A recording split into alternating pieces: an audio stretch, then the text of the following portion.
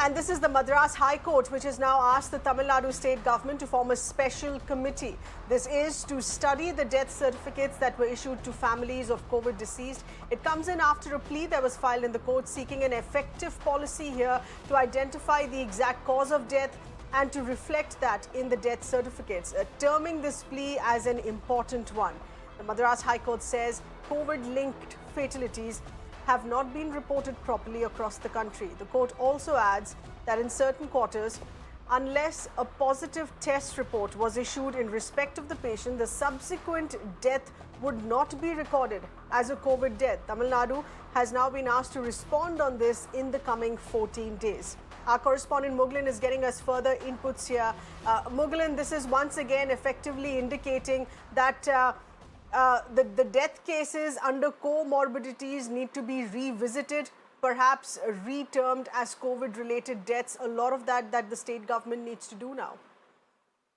Definitely, today the Madras High Court have suggested the Tamil Nadu state government to come up with a specialist team to study and review about the death certificates that have been issued to the family members of the people who died with comorbidities during this pandemic. A petition was moved before the Madras High Court and have sought that the Tamil Nadu state government should follow all the ICMR guidelines and international standards before issuing death certificate to the people who have died during COVID. And it has also stated the people who have died with comorbidities are not being specified as COVID deaths. So the family which stands as a beneficiary could not get access to the schemes that have been doled out by the central and the state governments. So taking note of it, today the Madras High Court have stated that this is an important petition and has asked the Tamil Nadu state government to come up, if required, to come up with a specialist team and to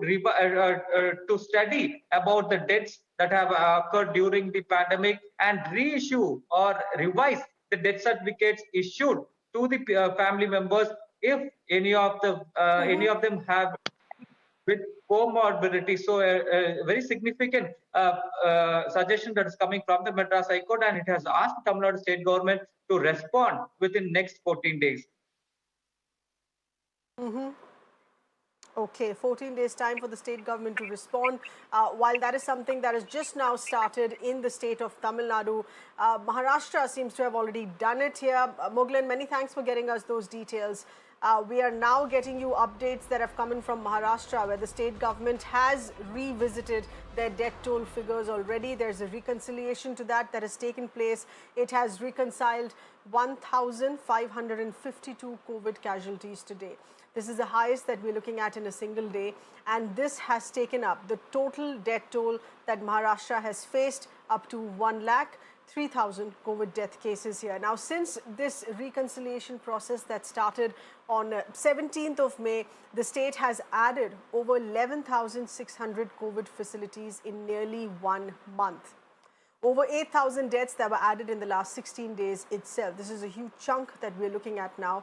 Meanwhile, the centre in the same direction has now written to other states here as well over the reconciliation of the deaths data. The centre has highlighted here as well, whenever a state reconciles the data, it also needs to highlight on which date and district these deaths took place.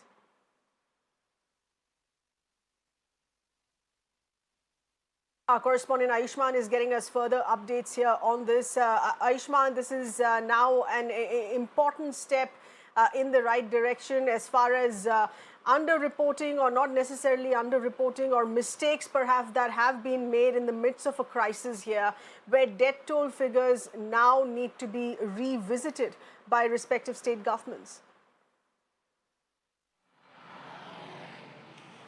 Yes, sir. In fact, the reconciliation of data is something that is taking place all across the country. In several states, we have seen this. But the number, the absolute number which is coming out is really very, very difficult to comprehend. In past fortnight, Maharashtra has reported about the total chunk of the death has about 60% of those which went unaccounted. So they were not counted. And in past 15 days, these deaths have now come. It's about 7,000 to 8,000 deaths which have been reported, and nearly 4,000 deaths are there in the which are in the actual category. Similarly, we saw a similar incident taking place in Bihar where over 3,950 people data was added in a day, which took the COVID death tally, one of the highest in the country, more than 6,000 people. So what has the center said? The center has written to the state government of Bihar as well as Maharashtra and has clearly said that the state, when they are reconciling the data, they have to keep two things in mind. First is on which date this death took place, because you can't simply put the number and say these many people have they went undercounted. Now you have to mention on which date this death took place, also from which district this death took place, and if it was a hospitalized death or it wasn't a hospitalized death. So death is something that should not be undercounted is what the health ministry feels, and it has written to the state seeking more clarity so that more numbers can emerge, because there has always been claims that India is undercounting its death, and it's perhaps in that direction the efforts are being made so that all those people who have died due to COVID, their names and their identities must be established, and the real death number must come to the fore as to how many people have lost their life. Ayushman, what is the time period that we're looking at here? Is this keeping in mind the duration of the second wave of what we've seen in the past month and a half or 2 months? What is the time period of revisiting these figures that we're looking at?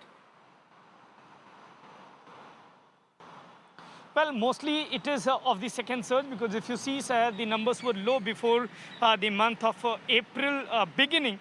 So before that, the numbers were really low and the states count were going normal by that time. But only after the cases increased and the mortality increased, the states, it was said that the numbers are being undercounted. And now, slowly and steadily, the reconciliation is taking place.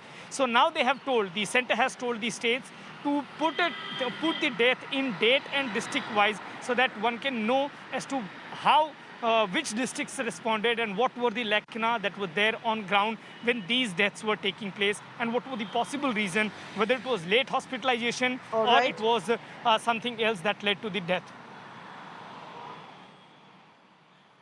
Okay, we are getting in more voices. We have Mr. Majid Memon of the NCP connected with us here as well. Good evening, sir. Thank you for being with us.